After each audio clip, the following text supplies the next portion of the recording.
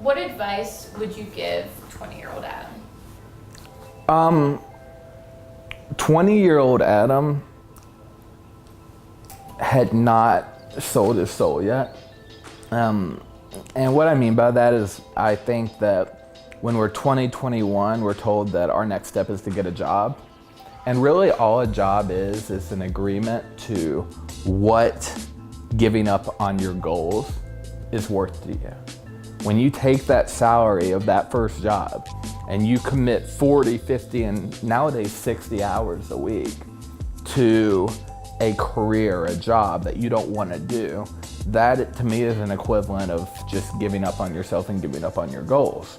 So I would tell 20-year-old Adam that your hunch is correct.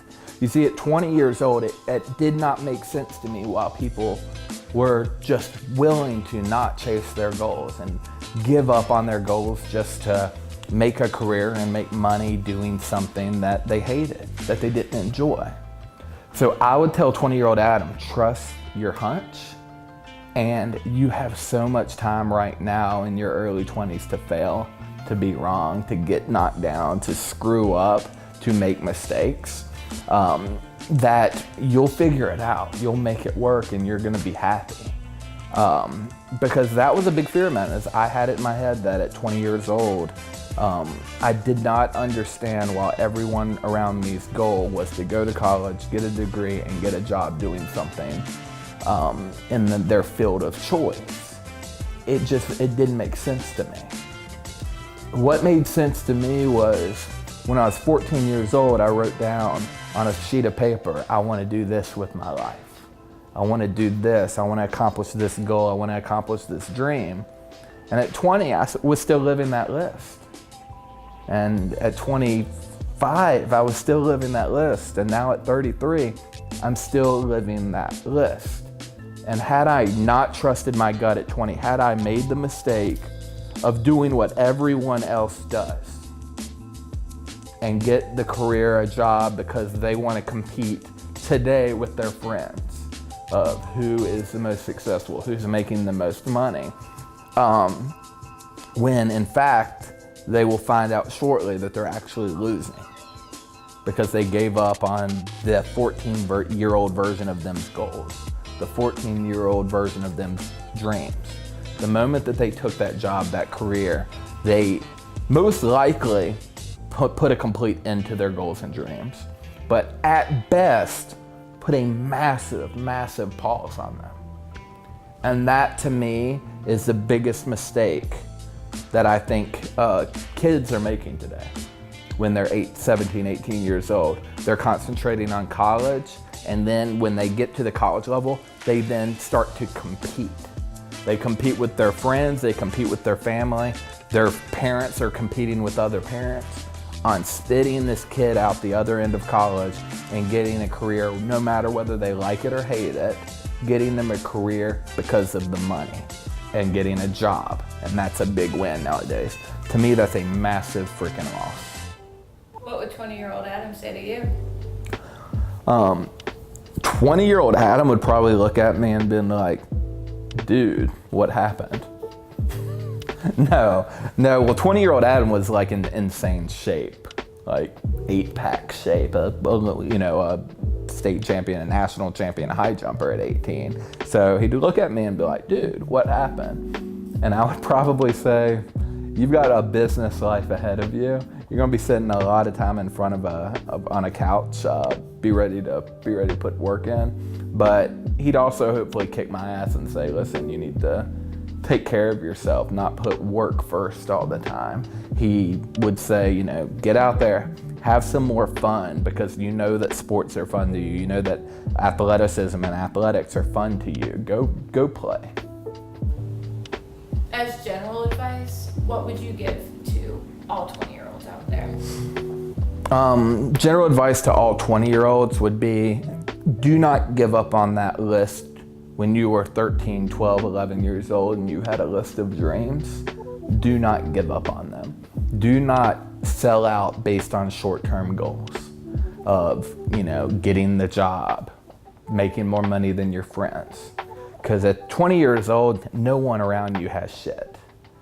You know what I mean? So you hang on to your goals, your dreams, you attack them. You understand that you're not going to get it right the first time, you're gonna fail.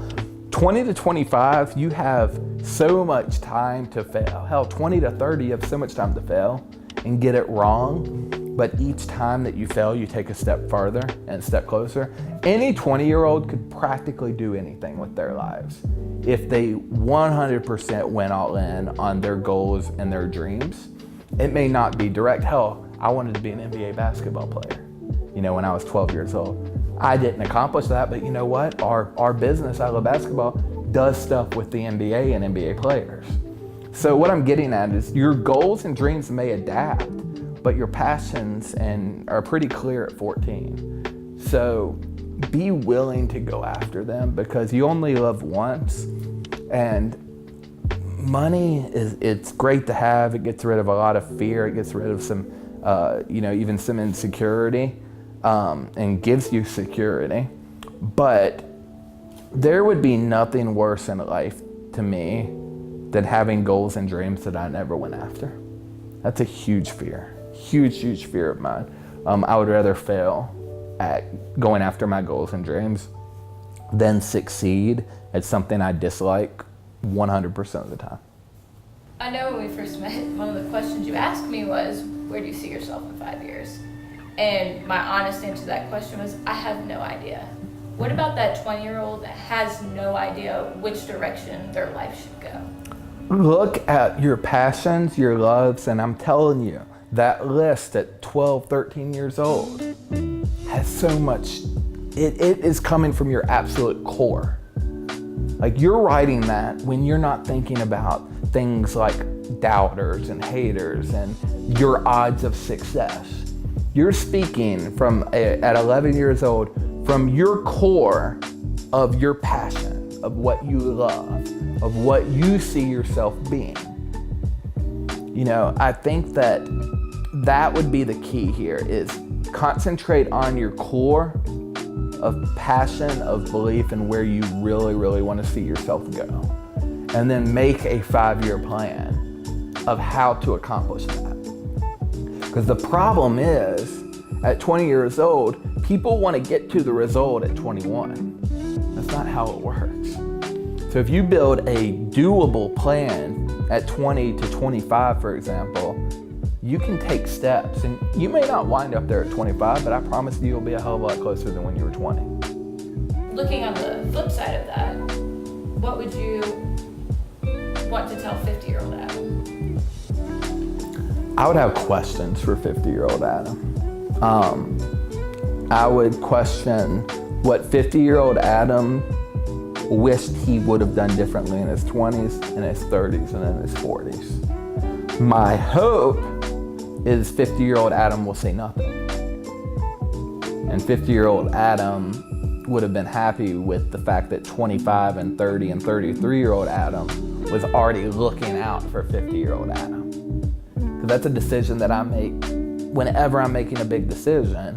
You know, I call them F it decisions because I usually say, F it, let's do it. Because the logic that goes through my mind is what will 50, 60, and deathbed Adam, for the most part. What will they say if, number one, I don't do it, number two, if I fail, and number three, if I'm successful? And typically what I will always come up with is, if I don't do it, deathbed Adam will say, I wish you would have. If I did it and fail, deathbed Adam will say, you gave it all you got. You went after it. You took the chance. And then lastly, that leads success. And deathbed Adam will be like, hell, I'm glad you did it. So that, if you think from that logic with your decision making, especially on big decisions, where you're giving up a lot of risk, because in the world we live today, if you're not risking and taking risks, you're not gonna get to that next level. There's no way, unless you win the lottery, which is a risk in itself. You literally have no chance in hell of being overly successful without risk. So those are the questions I would have for 50-year-old Adam. and beyond. Hey, thanks so much for watching today's video. Do me a favor and give it a like if it resonated with you. Also, we put out 3 videos a week. Click subscribe so you never miss a video from us. Comment below. Let me know what videos you want to hear from us, and we will make sure to get them done for you. Thanks, and I'll see you in the next one.